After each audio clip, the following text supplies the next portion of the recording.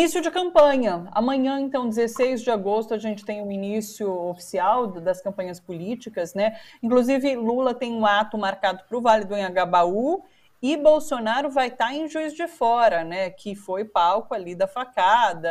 Isso significa alguma coisa na sua avaliação, Horta? Ele voltar a esse local para dar início à sua campanha política? Tem algo de simbólico nisso tudo? Ah, certamente, né? A estrutura fascista ou proto-fascista que Jair Bolsonaro montou, ela vive dessa relação do simbólico. Ela vive desse processo de ressignificar as coisas, né? Então, democracia não é a democracia como a gente conhece, mas uma ressignificação, uma nova forma que eles inventaram lá. A cloroquina virou remédio, né? O médico que não receita cloroquina, ele não é um médico que efetivamente busca a ciência, ele é um cara que está tolhindo a liberdade dos outros. Há sempre esse processo de ressignificação que foi utilizado durante todo o período Bolsonaro, e isso vem agora. A escolha por Juiz de Fora, não sei efetivamente se tem a ver com a questão da facada, mas se não tinha, vai passar a ter, porque vai ser feito, obviamente, o discurso da vitimização, o discurso de um presidente que está com esses índices baixos na economia, na sociedade, na política, porque supostamente não lhe deixaram governar, porque atacaram todas as suas possibilidades, ou seja, vai se apelar para o discurso da vítima, e aí a gente começa a ver uma das características da campanha de Bolsonaro, que vai ser a covardia, né? De não reconhecer efetivamente o que cometeu de errado e acabar se escondendo atrás sempre de outras instituições que supostamente não lhe deram ou guarida nas suas ações ou que abertamente lhe tolhiram nessas ações. A gente vai ver isso durante todo o processo eleitoral e eu espero que o brasileiro não caia nisso. Do outro lado, é também simbólico que Lula escolha o Vale do Anhangabaú e que Lula realmente volte aí para as suas origens, volte para os seus espaços iniciais e que se aproxime da população. A semana passada, ou as semanas passadas, elas deram um verniz muito elitizado para Luiz Inácio Lula da Silva, seja porque ele foi amealhando apoios aí dentro das partes mais altas da sociedade, né, Fiesp, empresários, banqueiros, e acho que agora o Lula volta de novo ao local onde ele surgiu, onde ele domina, exatamente para marcar simbolicamente o seu principal acordo político, que é com a população brasileira. Eu acho que isso é muito importante e acho que a campanha tem que usar isso de forma muito direta, porque as redes bolsonaristas, nos últimos 15 dias, utilizaram demais esse verniz elitista que tentou se passar no Lula nos últimos tempos. Está na hora da gente rebater um pouco essa narrativa.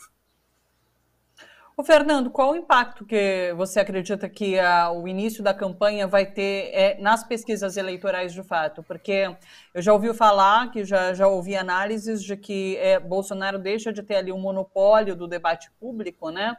E com essas aparições que Lula vai fazer na TV, ele vai pautar, inclusive, novos debates, novas questões, e isso pode ser muito positivo para ele. Você acredita que caminharemos por aí? Pois a campanha eleitoral começa para nós, né? Porque Bolsonaro está em campanha há 2 anos. Né? É só instituições como o TSE não veem em motociatas pró-presidente uma campanha antecipada. É só aqui, né, que as pessoas, eu acho que interpretam as coisas de uma forma pró-Bolsonaro praticamente o tempo todo. Então, nós vamos empatar um pouco isso, quer dizer, Jair Bolsonaro esteve sempre com os holofotes nos últimos 4 anos, né? E eu acho que ele atingiu o teto de popularidade dele. Então, a partir do momento que a campanha inicia, só quem cresce, ou só quem tem possibilidade de crescer, é efetivamente o presidente Lula. Quer dizer, você agrega à campanha do presidente Lula uma parte de tempo, um espaço para falar com o povo que ele não tinha e que Jair Bolsonaro sempre usufruiu, né? Então, eu tenho a impressão que quem ganha é Luiz Inácio Lula da Silva e acho que nós não vamos ter uma alteração muito significativa, tá? Porque se você mesmo olhar as pesquisas, você vai ver que 75% da população declara que já está com o seu voto definido, né?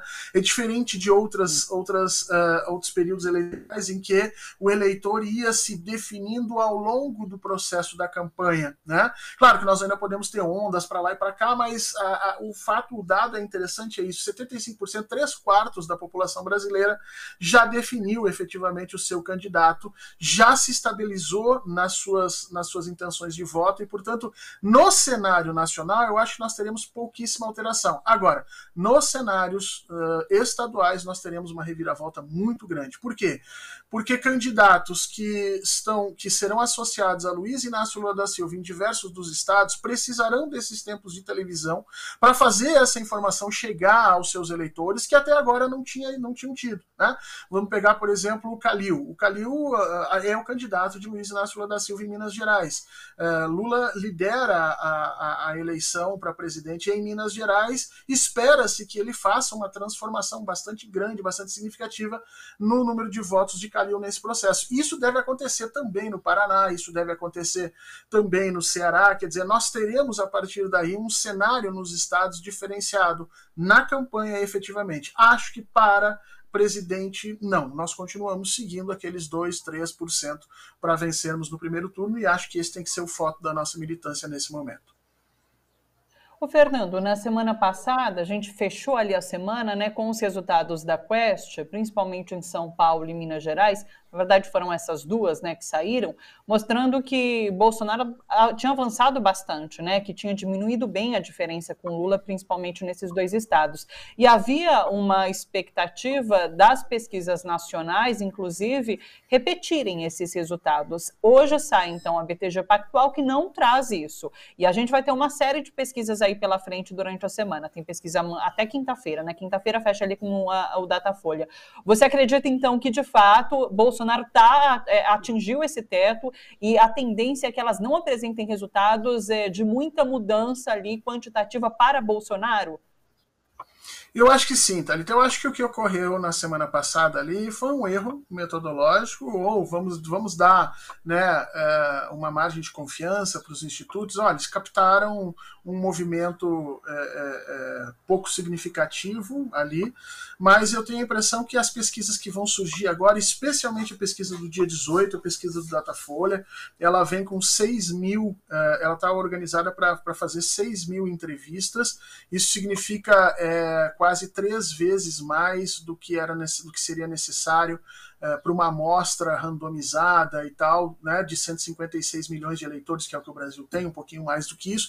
Eu acho que essa pesquisa deve sentar um pouco as coisas no Brasil. A gente deve ter um pouco mais de confiança nesses dados, e eu tenho a impressão que isso vai trazer aquilo que as pesquisas já vêm mostrando há mais ou menos um ano. Nós temos um cenário estático muito em função da força que as tendências estruturais no Brasil têm na hora de decidir voto. Quer dizer, as pessoas que estão indo ao supermercado, elas estão sabendo efetivamente em quem elas vão votar, porque você não consegue mais comprar queijo, você não consegue mais comprar leite, você não consegue mais comprar macarrão, as pessoas estão sentindo efetivamente isso. Mesmo a classe média, que no início da pandemia ainda se mantinha como um extrato intocado, enquanto os trabalhadores já sentiam efetivamente a diminuição do seu poder de compra, a classe média ainda vivia uma espécie de fôlego econômico.